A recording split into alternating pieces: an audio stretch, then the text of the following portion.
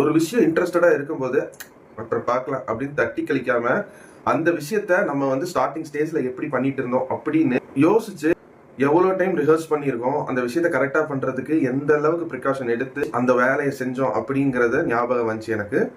So எந்த ஒரு எக்ஸ்பீரியன்ஸ்டான வேலையா இருந்தாலும் அதோட ஸ்டார்டிங் அது எப்படி நீங்க கத்துக்கிட்டீங்க அப்படிங்கறத மறந்துட்டீங்கன்னா உங்களுக்கு தூக்கத்துல எந்திரிச்சு கேட்டா கூட கேட்கிற கொஸ்டினுக்கு அந்த ஒர்க்கை பத்தின ஆன்சர் தெரியாம போயிடும். ஸோ எப்பவுமே ரூட்ஸை மறந்துடாதீங்க.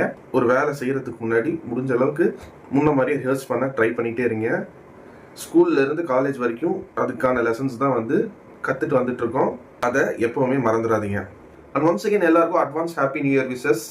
அண்ட் நான் உங்களை இதே மாதிரி இன்னொரு சூப்பரான வீடியோ சந்திக்கிற வரைக்கும் நீங்களும் நல்லா இருங்க, எல்லாரையும் நல்லா வச்சிருங்க. அவ்வளவுதாங்க விஷயம். நன்றி, வணக்கம், பை பை. நான் வரேங்க.